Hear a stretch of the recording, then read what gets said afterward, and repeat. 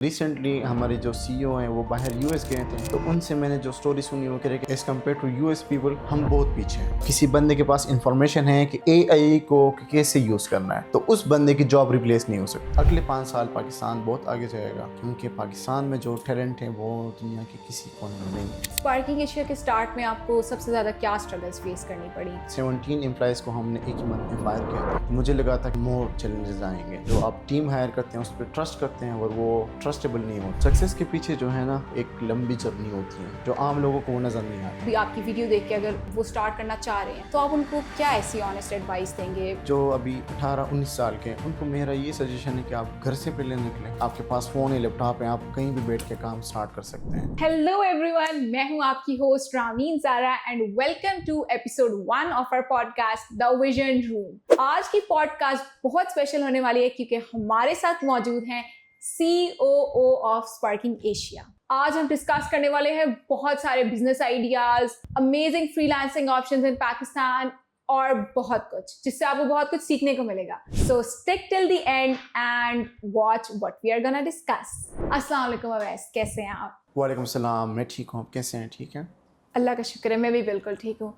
تو اویس، ہم جاننا چاہیں گے آپ کیا کرتے ہیں، کیسے یہ سب سٹارٹ ہوا اور اسپارکنگ ایشیا کیا ہے؟ میرا نام اویس اسلام ہے اور میں اسپارکنگ ایشیا میں ایز COO کام کرتا ہوں. اور اسپارکنگ ایشیا کیا ہے؟ اسپارکنگ ایشیا ڈیجیٹل ایجنسی ہیں جو پاکستان میں ایگزسٹ کر رہی ہیں اور اس میں امپلائیز ہیں 80. گلوبلی 2000+ کلائنٹس کے ساتھ کام کر چکے ہیں. امیزنگ.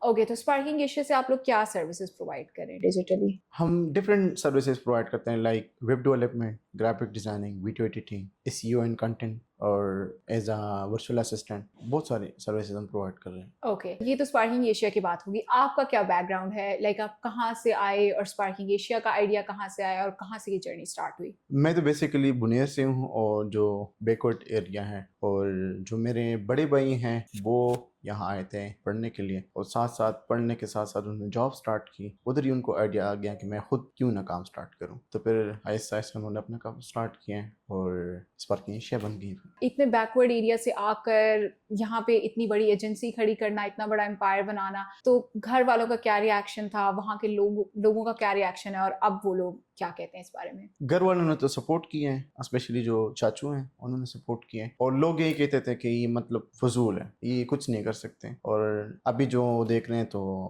زیادہ جیلس ہو رہے ہیں زیادہ تر، لیکن موسٹلی اب جو ہے نا ملنے آتے ہیں. تو اب جب وہ آتے ہیں اور یہ سب دیکھتے ہیں تو ان کے لیے آپ کیا میسج دینا چاہیں گے کہ اس سب سکسیس کے پیچھے جو ہے نا وہ ایک لمبی جرنی ہوتی ہے جو نظر نہیں آتی. موسٹلی جو عام لوگوں کو وہ نظر نہیں آتی. ٹھیک ہے، جب وہ آتے ہیں یہاں پہ دیکھ لیتے ہیں وہ حیران ہو جاتے ہیں کہ ہاں انہوں نے جو ہے نا محنت کی ہے. لیکن جو آتے ہیں یہاں دیکھتے ہیں سب اسٹرگل کو دیکھتے ہیں. جو صرف سوشل میڈیا پہ دیکھتے ہیں تو وہ یہ باتیں کرتے ہیں کچھ اسکیمنگ کر رہے ہیں یا کچھ منی لانڈرنگ کر رہے ہیں. تو ان کا یہی سوچ ہے. بالکل. اور اسپارکنگ ایشیا کے سٹارٹ میں آپ کو سب سے زیادہ کیا اسٹرگلس فیس کرنی پڑی؟ کلائنٹس کی، ٹیم کی، یا پھر کوئی ریسورسز کی؟ تو کیا اسٹرگلس تھیں آپ کی سٹارٹ میں؟ موسٹلی جو کامن چیلنجز جو ہیں وہ تو ہے نا بجٹ. آپ کے پاس بجٹ نہیں ہوتا تو وہ ایک چیلنج تھا. لیکن وہ چاچو نے سپورٹ کیے ہیں اور ادھر پیرنٹس نے بھی سپورٹ کیے ہیں تو وہ الحمدللہ وہ ہم نے چیلنج فیس کیے ہیں. اور and I visited your office personally, اور اب آپ لوگوں کے پاس ایک کافی اچھا بڑا ایک اچھی ورکنگ اسپیس ہے. تو یہ آپ لوگوں کے پاس اسٹارٹ سے ہے یا اسٹارٹ آپ لوگوں نے کسی اور جگہ سے کیا؟ اور اسٹارٹ میں آپ کے پاس کتنے امپلائیز تھے؟ اسٹارٹ ہم نے اپنے گھر سے کیا تھا. یہاں پہ ایک چھوٹا سا فلیٹ ہم نے رکھا تھا، ادھر ہم رہتی تھی بھی اور ایک روم ہم نے ایز اے آفس رکھا ہوا تھا. تو ادھر سے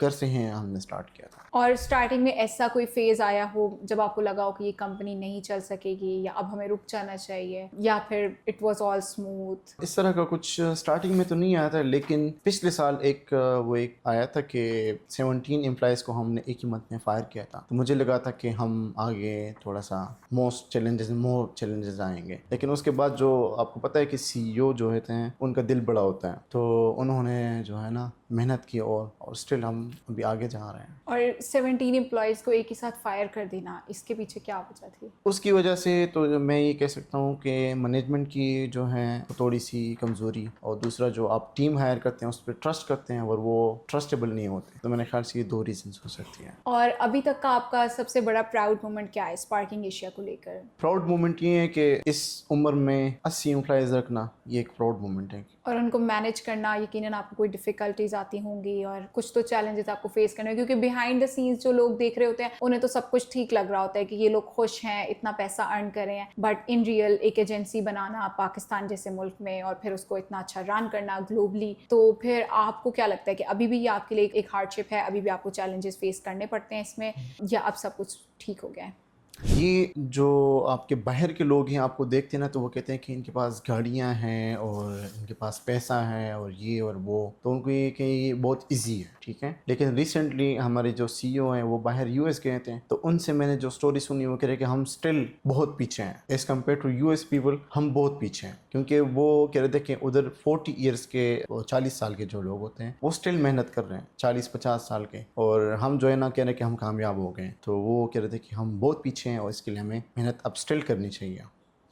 بالکل. اور ابھی آپ نے گاڑی کا ذکر کیا، تو آپ نے کون سی گاڑی رکھی ہوئی ہے؟ میرے پاس تو گاڑیاں ڈفرینٹ ہوتی ہیں، میں تو ہر 6 مہینے بعد 8 مہینے بعد میں چینج کرتا ہوں. اور ابھی کرنٹلی کون سی رکھی ہوئی ہے؟ ابھی ٹویوٹا ریز رکھی ہوئی ہے. کیا چیلنجز فیس کرتے ہیں آپ ٹیم کو مینیج کرتے ہوئے؟ ٹیم کو یہ ہے کہ اگر ان کی ایکسپیرینس نہیں ہے نا تو آپ کو بہت زیادہ ڈیفیکلٹ ہوتا ہے ان کو ہر ایک چیز کو دیکھنا، ان کو سکھانا، اس پہ نظر رکھنا، اس کے کام کو QC کرنا، تو یہ میرے خیال سے ایک بڑا چیلنج ہے. اور آپ اسٹل نیو لوگوں کو ہائر کرتے ہیں جن کا کوئی ایکسپیرینس نہیں ہوتا، یا ایکسپیرینس لوگوں کو ہی ہائر کرتے ہیں؟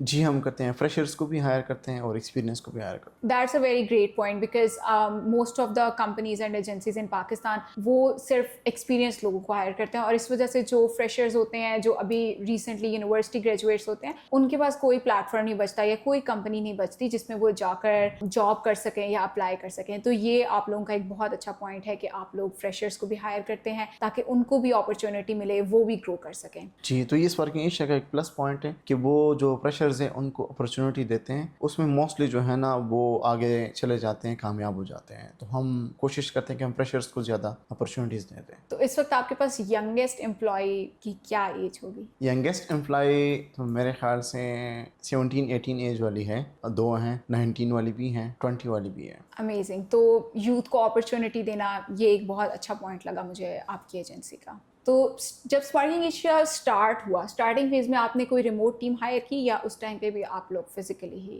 سب کچھ مینیج کرتے تھے؟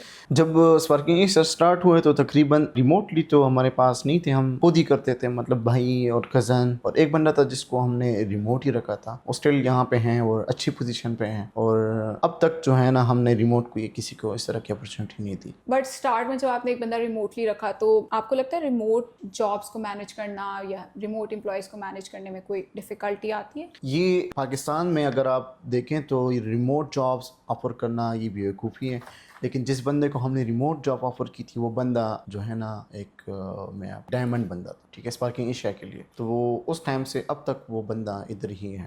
ایک اچھے باس اور ایک اچھے لیڈر میں کیا ڈفرینس ہوتا ہے، اور آپ خود کو کس کیٹیگری میں رکھتے ہیں، ایک اچھے لیڈر میں یا ایک اچھے باس میں؟ باس جو ہے نا صرف حکم کرتا ہے، خود کام موسٹلی نہیں کرتا، ٹھیک ہے.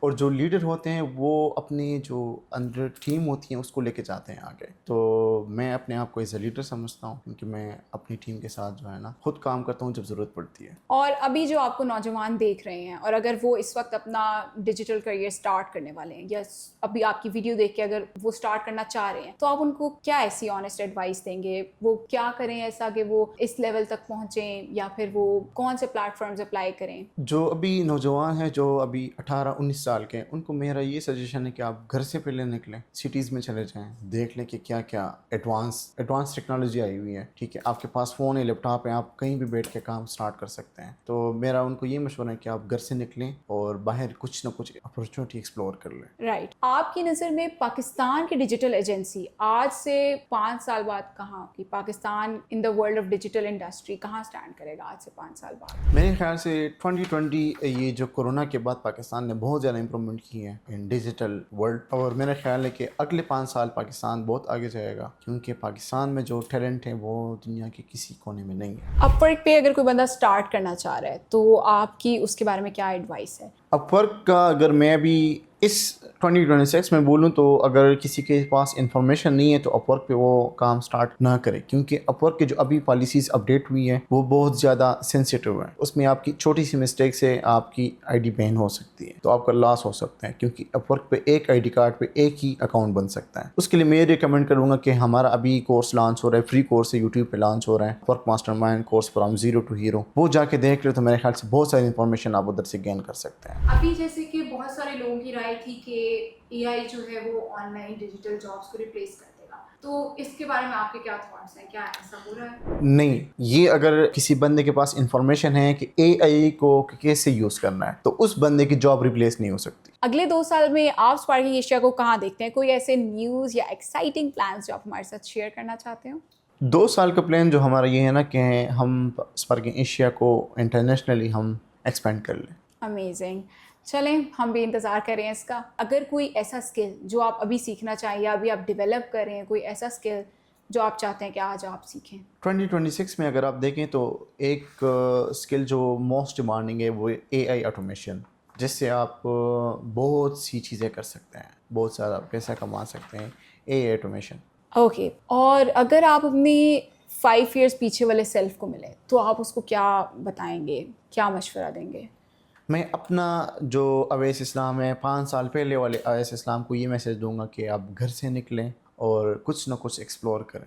तो अवैस, हम इसको वाइंड अप करते हैं यहाँ पे। आप ऑडियंस को कोई एक ऐसी ख़ास बात, कोई ऐसा ख़ास मैसेज, स्पेशली जो नौजवान अभी आपको देख रहे हैं, जो इस वक्त अपने लाइफ के स्ट्रगलिंग फेज़ में हैं और कुछ ऐसा स्टार्ट करना चाह रहे हैं, स्पेशली यूनिवर्सिटी स्टूडेंट्स, उनके पास इतना टाइम नहीं होता कि वो यूनिवर्सिटी के साथ साथ जॉब्स करें 9 to 5, तो आप ऐसे स्टूडेंट्स को अगर कोई मशवरा देना चाहें या किसी भी बंदे को, तो आप क्या मशवरा देंगे? जो अभी अंडर ग्रेजुएट हैं, जो अभी पढ़ रहे हैं, उनको मैं ये मशवरा दूंगा, अगर उनके पास बिल्कुल टाइम नहीं है 8 घंटे का, 6 घंटे का, एटलीस्ट 2 घंटे या 3 घंटे निकालें और लैपटॉप खोलें, कुछ ना कुछ एक्सप्लोर करें। और भी जब उनके पास जो छुट्टियां होती हैं जो यूनिवर्सिटी के टाइम पे, तो हम इंटर्नशिप्स ऑफर करते हैं, तो वो आ सकते हैं यहाँ पे, इंटरव्यू दे के हम हायर कर सकते हैं उनको। Thank you so much Awais for being a part of this conversation, और जो इनसाइट्स आपने बिजनेस के बारे में शेयर किए, we are really grateful for that, and I hope हमारे व्यूअर्स को, स्पेशली हमारे नौजवानों को, इससे कोई फ़ायदा मिल सके। Thank you so much. और अगर उनके कोई क्वेश्चंस हों तो आप उनको रिप्लाई करेंगे? जी बिल्कुल, मैं उनको रिप्लाई करूँगा, उनके सारे क्वेश्चंस मैं देखूँगा, उनको आंसर करूँगा। ओके, हम आपकी आईडीज़ मेंशन कर देंगे। अगर आप लोगों को कोई भी क्वेश्चन है फ्रीलांसिंग के रिलेटेड, अपवर्क के रिलेटेड, या कोई भी business advice, so you can directly text to Awais Islam Instagram and Facebook in the caption. Thank you so much for watching this podcast, और नेक्स्ट में ज़रूर आएगा। मिलते हैं एक नए गेस्ट के साथ। थैंक यू, अल्लाह हाफिज़।